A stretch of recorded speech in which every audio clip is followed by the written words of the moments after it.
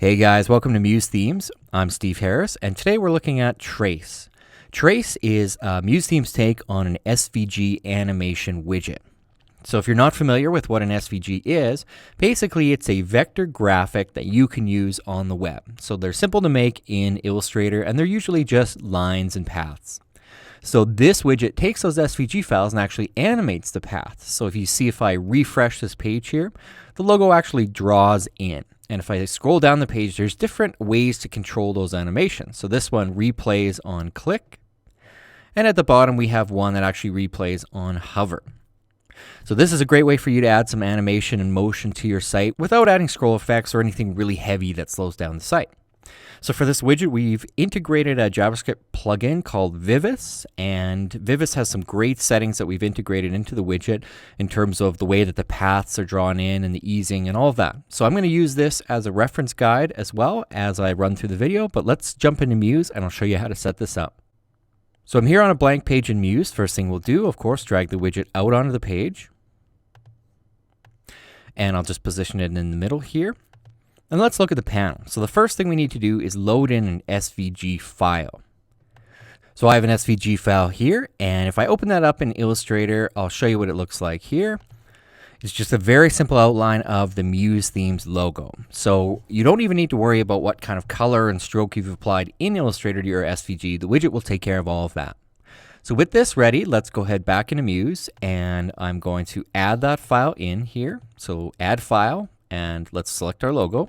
Okay, then we have a unique ID. So if you're going to use multiple versions of this on a single page, you'll need a unique ID for each one. For now, I'm just putting one on the page, so we can just leave this set as SVG1. So let's look at style settings next. In this first kind of options box, we have the actual style control. So when this animates in, we can animate a stroke and a fill. And I'll show you what I mean. Let me preview this. So just with default settings, you can see that the outline comes in first, and it actually fills in after.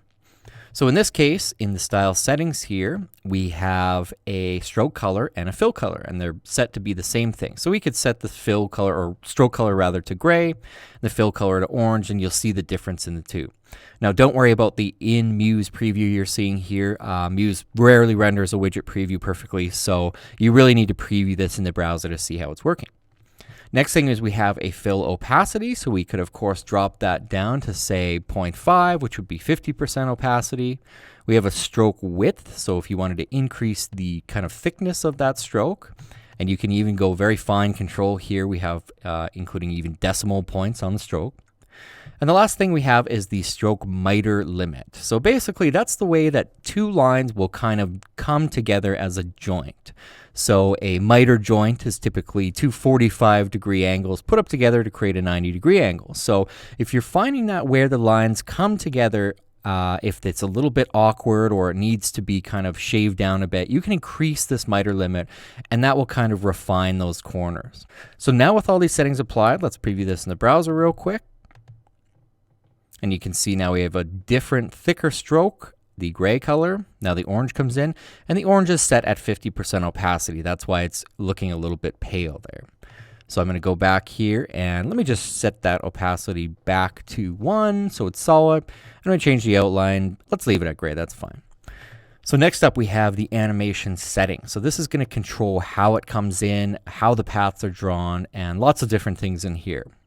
So first up it says animation type. We can go one by one, delayed, or asynchronous. So basically 1 by 1 means each path is going to draw one after the other. So in this case it's drawing the left path, the center, and the right.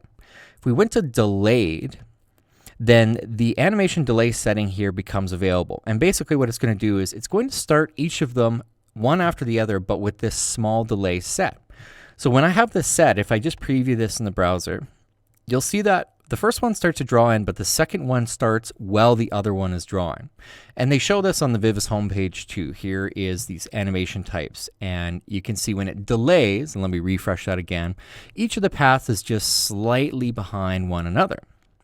The last setting that we have here beyond 1 by 1 and delayed is we have the asynchronous, and that means they're all going to come in at the same time. Doesn't necessarily mean they're going to finish at the same time. That depends on the length of the path, but they're all going to start at the same time. So next up we have how we want this to start. So we can have it auto start. Basically when the page loads, this is going to start.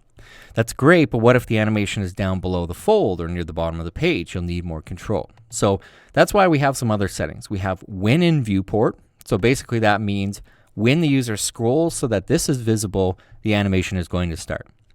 The last option we have is manual. And when we click on manual, you actually get access now to this lower menu that says manual start settings. So we'll cover that afterwards.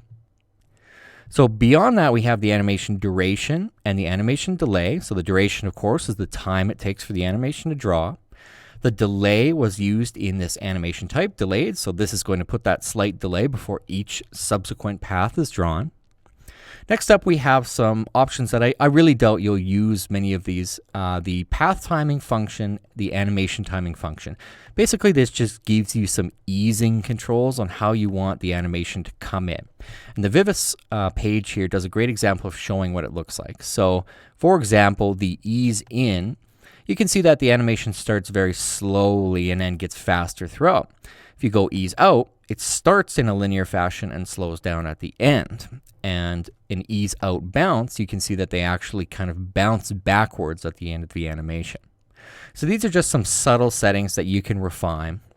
And this last one here, dash gap, that setting was simply to address some issues we were having with different SVG types. So if you're seeing some strange kind of dots or anything like that when your animation initially starts, try adjusting this dash gap. It may fix it, but otherwise you don't need to worry about this setting. The last option you have is how you want this to replay. So right now we have replay set on click. So if you click on the SVG, once it's played, it will replay. We can of course change that to on hover. You can have it replay every time it's in the viewport, or you can have it not replay at all. So the final settings in here are the manual start settings. And of course that can only be controlled when we have our animation start trigger set to manual. So these two settings, they say viewport position to trigger animation and delay before animating. Basically this top setting, and it's a percentage, means when the top of the SVG that you have on the page comes into the viewport, at what point do you want the animation to start playing? So if you have this set to 50%, then when the very top of the SVG is 50% of the way up the page, it's going to start animating.